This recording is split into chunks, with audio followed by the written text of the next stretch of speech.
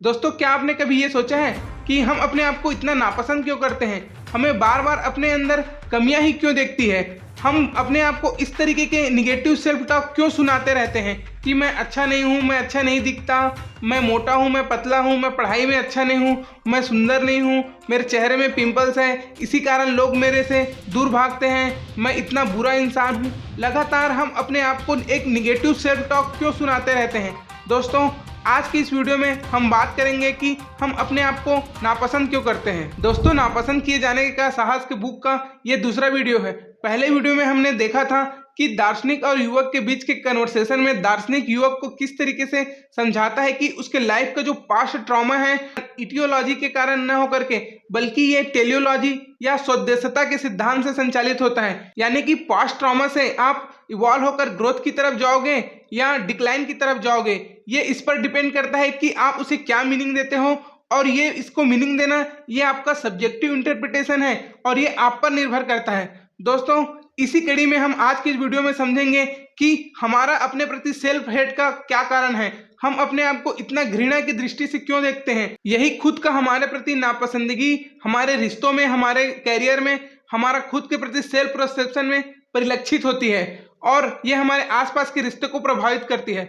दोस्तों, दूसरे रात के कन्वर्सेशन में जब युवक दार्शनिक से ये पूछता है कि हमारा अपने प्रति सेल्फ हेट का कारण क्या है, तो दार्शनिक उस युवक को यह समझाते हैं कि जब हम अपने आप को नापसंद करते हैं, जब हम अपने बारे में बुरा या अपनी कमियों को ही लगातार तलाशते रहते हैं, तो इसका मतलब ये होता है कि हम नहीं चाहते कि हमारे आसपास के लोग हमें पसंद करें। हमने अंदर ही अंदर ये ठाना हुआ है कि हम खुद को नापसंद करेंगे और ये हमारा फैसला है।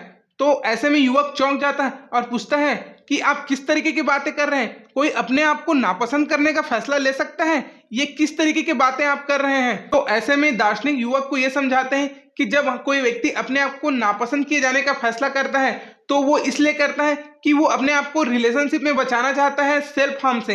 यानी कि ये उसका एक सेल्फ डिफेंस मैकेनिज्म या एक आर्मर, एक कवच की तरह होता है कि वो अपने आप के अंदर ही कमियों को देखना शुरू कर दे कि मैं अच्छा नहीं दिखता, मैं सुंदर नहीं हूँ, मैं अच्छा बोल नहीं पाता, लोगों के सामने अनकंफर्टेबल रहता हूँ, मेरे अंदर इतनी सारी कमियां हैं जिसके कारण क्यों ही कोई मुझे पसंद करेगा। चूंकि वो व्यक्ति अपने आप को नफरत करता है इसलिए वो ये सोचता है कि मेरे आसपास के लोग भी मुझसे नफरत कर रहे होंगे और वो अपने आप को उन लोगों से जोड़ता नहीं है। वो अपने आप को लगातार अलूफ रखता है, अपने आप को उनसे अलग रखता है ताकि वो अपने आप को रिश्तों में होने वाले रिजेक्शन से या हार्म से बचा सके। ये एक तरीके का सेल्फ डिफेंस मैकेनिज्म है कि आप अपने आप को ही कहानी सुनाओ कि मैं घटिया हूं, मैं अच्छा नहीं दिखता, मैं सुंदर नहीं हूं, मैं बुरा इंसान हूं। दोस्तों, इस सेल्फ हेट को हम एक उदाहरण से समझते हैं। मान लो कि एक लड़की है जो किसी लड़के को मन ही मन पसंद करती है, लेकिन वो उसके सामने में अपना बात रखने को वो घबराती है, डरती है और शर्माती है और अपनी सहेलियों को ये बताती है कि मैं बहुत ज्यादा शर्मीली हूँ, मैं बहुत शर्माती हूँ, इसीलिए वो लड़का मुझे पसंद नहीं करता। दोस्तों, यहाँ पर ध्यान देने वाली बात यह है कि उस लड़की ने शर्माने को अपना आवरण की तरीके से यूज किया। यानी कि वो लड़का मुझसे इसलिए नहीं मिलता, इसलिए बात नहीं करता क्योंकि मैं शर्मिली हूँ, मैं शर्माती हूँ। दोस्तों, बल्कि हकीकत में यह है कि वो लड़की अंदर ही अंदर फियर ऑफ रिजेक्शन से ग्रसित है। यानी कि उसके अंदर ये डर है कि अगर मैं उस लड़के से बात किया तो हो सकता है कि वो मुझे पसंद न करें, मेरे अंदर कुछ कमियां हैं। इस तरीके का डर उसके अंदर है जिसके कारण जैसे ही वो लड़का उसके सामने आता है अजीब सा वियर्ड और असहज कर देने वाले बिहेवियर वो करने लग जाती है जो नॉर्मली वो अपने और दोस्तों के सामने नहीं करती है। ये जो असहजता, जो वियर्डपन है, ये उसके फियर ऑफ रिजेक्शन से आ रहा है और उसको प्रोजेक्ट करती है कि मैं शर्मिली हूं, मैं शर्माती हूं। दोस्तों, इस तरीके से हम अपने आप को एक डिफेंस और एक सेफ्टी वॉल्व देते हैं ताकि हम रिश्तों में रिजेक्शन से बच सके। इसी तरीके से तुम भी अपने आप को बेवकूफ बनाते हो, तुम नहीं चाहते कि रिश्ते में तुम्हें हर्ट हो।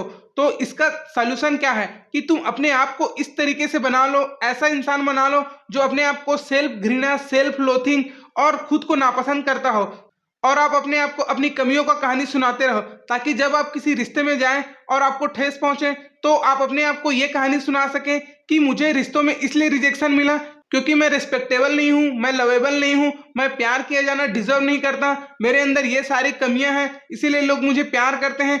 इस तरीके का आवरण आप अपने आप को रखते हैं और अपने आप को एक झूठ के मुगालते में लगातार रखते हैं ताकि रिश्तों में होने वाले डैमेजेस से आप अपने आप को बचा सके। यानी no relationship equal to no injury. दोस्तों, यहाँ पर बहुत ध्यान से सुनना, हमारी जिंदगी की जो सारी समस्याएं हैं वो हमारे आपसी संबंधों की समस्याएं हैं। यानी आपकी सारी समस्याएं रिलेशनल हैं। आप अपने आप को नाखुशी महसूस करते हैं, अनसक्सेसफुल महसूस करते हैं, इसका कारण ये है कि ये सारा चीज रिलेशनल है।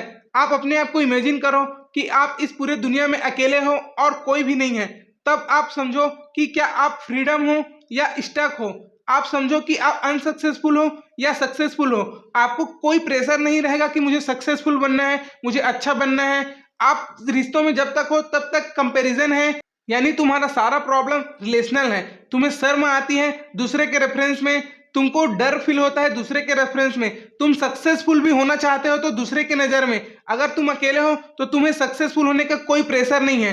दोस्तों, जब मैं ये कहता हूँ कि सारा चीज रिलेशनल है तो इसका मतलब ये है कि जब आप ब्रह्मांड में अकेले हो तो आपका किसी के साथ कोई जजमेंट नहीं है, कोई कंपैरिजन नहीं है। आप किसी से मोटे पतले छोटे नाटे सुंदर असुंदर नहीं हो। यानी कि अब आपको शर्माने की जरूरत नहीं है, अब आपको फियर ऑफ फेलियर नहीं है, अब आपको फियर ऑफ रिजेक्शन नहीं है। दोस्तों, अब अगला सवाल ये उठता है कि दुनिया में सारी चीजें जब रेफरेंशियल है और दूसरे के रिलेशन में है तो क्या हमारा अपना खुशी, अपना फ्रीडम और अपना सक्सेस जैसे कोई चीजें नहीं होती? यानी जब हम कहते हैं कि मैं अपनी खुशी के लिए कर रहा हूं, मेरे जीवन का उद्देश्य ये है, मैं आजादी चाहता हूं, मैं मुक्ति चाहता हूं, तो इन सब वाक्यों का कोई मतलब नहीं है? क्या आप ये नहीं मानते कि ये सारी चीजें इंटरनल है? तो ऐसे में दार्शनिक उस युवक को ये समझाते हैं कि जिन चीजों को आप अपने इंटरनल बोल रहे हो, आपकी आजादी, मेरे जीवन का उद्देश्य, मेरी मुक्ति, मेरी खुशी, इन चीजों को जिसको आप इंटरनल बोल रहे हो, ये इंटरनल न होकर के ये सारे चीज भी रिलेशनल है। आप किसके रेफरेंस में खुश होना चाहते हो? आप दूसरे के रेफरेंस में खुश होना चाहते हो? आपकी जिंदगी का उद्देश्य क्या करोगे उद्देश्य का जब आप ब्रह्मांड में अकेले हो? आपकी जिंदगी का उद्देश्य तब तक है जब तक दूसरे लोग भी मौजूद हैं। आप खुशी चाहते हो, मेरी खुशी, तो जब आपका मैं का एग्जिस्टेंस तब होता है जब आप ये मानते हैं कि कोई और भी है जिस दुनिया में जो एग्जिस्ट करता है। मतलब जब तक लोग मौजूद हैं तब तक आपका मैं का एग्जिस्टेंस है। जब आप पूरी दुनिया में अकेले रहोगे तो ना तो आपका मैं रहेगा। तो ये सारी जो प्रॉब्लम है वो आपसी संबंधों की प्रॉब्लम है। आपका जो सेल्फ हेट है, खुद के प्रति नफरत घृणा का जो भाव है, वो रेफरेंशियल है। तो दोस्तों, आज के वीडियो बस यहीं तक था। सेकेंड राज के इस कन्वर्सेशन में हमने समझा कि हम अपने आप को नफरत इसलिए नहीं करते क्योंकि हम नफरत के काबिल है, बल्कि हम रिश्तों में ठुकराए जाने, कंपैरिजन और आहत हो जाने के डर से हम अपना आप एक आवरण क्रिएट करते हैं और अपने आप को ऐसा बना लेते हैं कि हमको लोगों के साथ रिश्ता बनाने की जरूरत ना पड़े। ना रहेगा बांस, ना बजेगी बांसुरी, यानी कि ना रहेगा रिश्ता किसी के साथ आपका, ना आपको चोट पहुंचेगी और ना आप दुखी महसूस करेंगे। दोस्तों, आज की वीडियो यहीं तक था।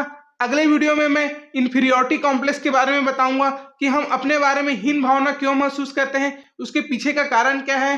दोस्तों, अगर आप इस वीडियो से रेजोनेट करते हैं तो आप अपने राय इस कमेंट बॉक्स में लिखिए, और अगर आपने पहला वीडियो नहीं देखा है तो मैं एक्सपेक्ट करूंगा कि आप पहला वीडियो देखें और इसके बाद आने वाले वीडियो को भी आप देखें।